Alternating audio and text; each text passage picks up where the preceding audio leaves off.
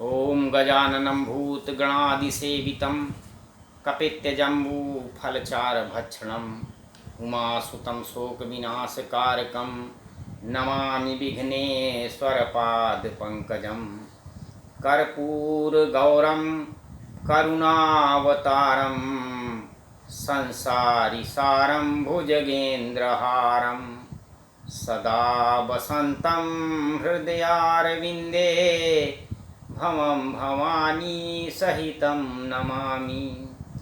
त्वमेव माता च पिता त्वमेव बन्धुश्च सखा त्वमेव विद्या द्रविणं त्वमेव सर्वं मम देवदेवा। ओम जयंती मंगला काली भद्रकाली कपालिनी दुर्गा क्षमा शिवा धात्री स्वाहा सुधा नमोऽस्तुते। सर्वमंगल मांगल्ये शिवे सर्वार्थसाधिके शरणे त्र्यंबके गौरी नारायणी नमोऽस्तुते। तो श्रीमद्भागवत गीता के प्रथम स्कंध के 7वें अध्याय की चर्चा आपसे करूँगा। शौनक जी ने पूछा कि सूत जी, सर्वज्ञ एवं सर्वशक्तिमान व्यास भगवान के नारद का अभिप्राय सुन लिया, फिर उनके चले जाने पर उन्होंने क्या किया? श्री सूत जी ने कहा कि ब्रह्मा नदी सरस्वती के पश्चिम तट पर साम्यप्रास नाम का एक आश्रम है। वहाँ ऋषियों के यज्ञ चलते ही रहते हैं। वहीं व्यास जी का अपना आश्रम है। उनके चारों ओर बेर का सुंदर वन है। उस आश्रम में बैठकर उन्होंने आचमन किया और स्वयं अपने मन को समाहित किया। उन्होंने भक्ति योग के द्वारा अपने मन को पूर्णतया एकाग्र और निर्मल करके आदि पुरुष परमात्मा और उनके आश्रय में रहने वाली माया को देखा। इसी माया से मोहित होकर यह जीव तीनों गुणों से अतीत होने पर भी अपने को त्रिगुणात्मक मान लेता है और इस मान्यता के कारण होने वाले अनर्थों को भोगता है। इस अनर्थ की शांति का साक्षात साधन है केवल भगवान का भक्ति योग, परंतु संसार के लोग इस बात को नहीं जानते। यही समझकर उन्होंने परमहंसों की संहिता श्रीमद्भागवत की रचना की। इसके श्रवण मात्र से पुरुषोत्तम भगवान श्री कृष्ण के प्रति परम प्रेममयी भक्ति हो जाती है, जिससे जीव के शोक मोह और भय नष्ट हो जाते हैं। उन्होंने इस भागवत संहिता का निर्माण और पुनरावृत्ति करके इसे अपने निवृत्त प्राण पुत्र श्री सुखदेव जी को पढ़ाया। शौनक जी ने पूछा कि श्री सुखदेव जी तो अपने अत्यंत निवृत्त परायण हैं, उन्होंने किसी भी वस्तु की अपेक्षा नहीं की, वे सदा आत्मा में ही रमण करते हैं, फिर उन्होंने किस लिए इस विशाल ग्रंथ का अध्ययन किया? तो श्री सूत जी ने कहा, जो लोग ज्ञानी हैं, जिनकी अविद्या की गांठ खुल गई है और जो सदा आत्मा में ही रमण करने वाले हैं, वे भगवान की हेतु रहित भक्ति किया करते हैं, क्योंकि भगवान के गुण ही ऐसे मधुर हैं जो सबको अपनी ओर खींच लेते हैं। श्री सुखदेव जी तो भगवान के भक्तों के अत्यंत प्रिय हैं, स्वयं भगवान वेद व्यास के पुत्र हैं। भगवान के गुणों ने उनके हृदय को अपनी ओर खींच लिया और उन्होंने उससे विवश होकर ही इस विशाल ग्रंथ का अध्ययन किया। शौनक जी, अब मैं राजर्षि परीक्षित के जन्म कर्म और मोक्ष की तथा पांडवों के स्वर्गारोहण की कथा कहता हूँ, क्योंकि इन्हीं से भगवान श्री कृष्ण की अनेकों कथाओं का उदय होता है। जिस समय महाभारत में कौरव और पांडव दोनों पक्षों के बहुत से वीर गति को प्राप्त हो चुके थे और भीमसेन की गदा के प्रहार से दुर्योधन की जांघ टूट चुकी थी, तब अश्वत्थामा ने अपने स्वामी दुर्योधन का प्रियकार समझकर द्रौपदी के सोते हुए पुत्रों के सिर काटकर उन्हें भेंट कर दिए। यह घटना दुर्योधन को भी अप्रिय ही लगी, क्योंकि ऐसे नीच कर्म की सभी निंदा करते हैं। उन बालकों की माता द्रौपदी अपने पुत्रों का निधन सुनकर अत्यंत दुखी हो गई। उसकी आंखों से आंसू छलछलाए, वो रोने लगी।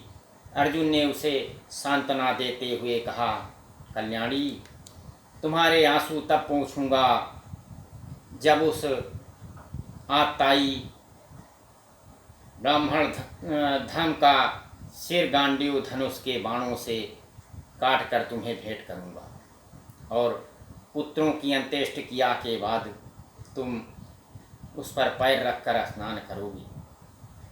अर्जुन ने इस मीठी और विचित्र बातों से द्रौपदी को सांत्वना दी और अपने मित्र भगवान श्री कृष्ण की सलाह से उन्हें सारथी बनाकर कवच धारण कर और अपने भयानक गांडीव धनुष को लेकर वे रथ पर सवार हुए तथा गुरुपुत्र अश्वत्थामा के पीछे दौड़ पड़े।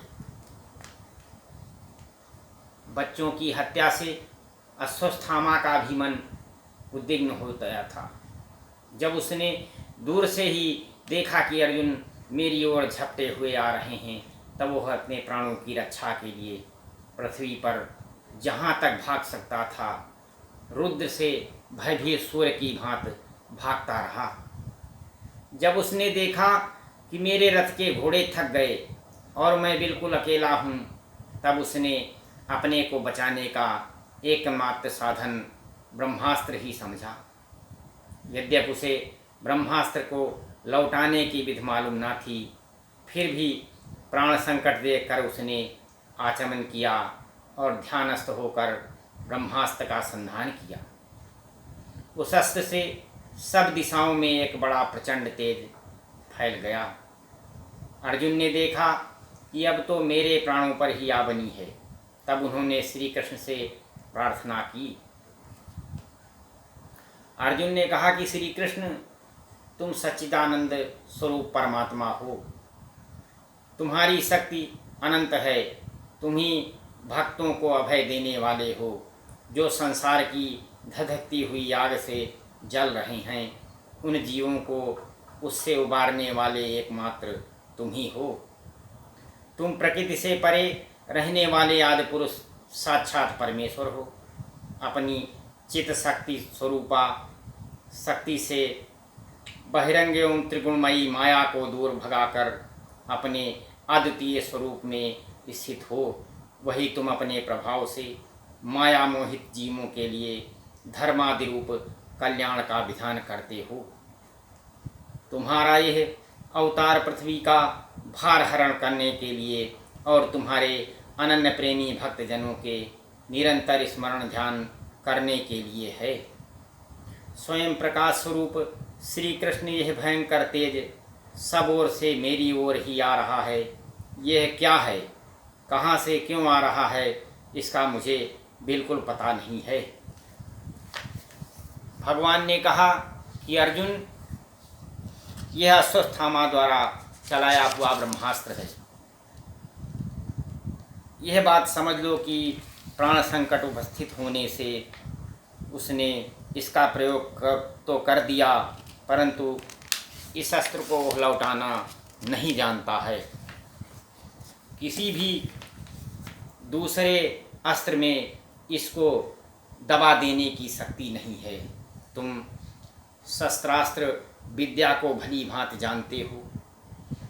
ब्रह्मास्त्र के तेज से ही इस ब्रह्मास्त्र की प्रचंड आग को बुझा दो। सूत जी कहते हैं, अर्जुन विपक्षी वीरों को मारने में बड़े प्रवीण थे। भगवान की बात सुनकर उन्होंने आचमन किया और भगवान की परिक्रमा करके ब्रह्मास्त्र के निवारण के लिए ब्रह्मास्त्र का ही संधान किया।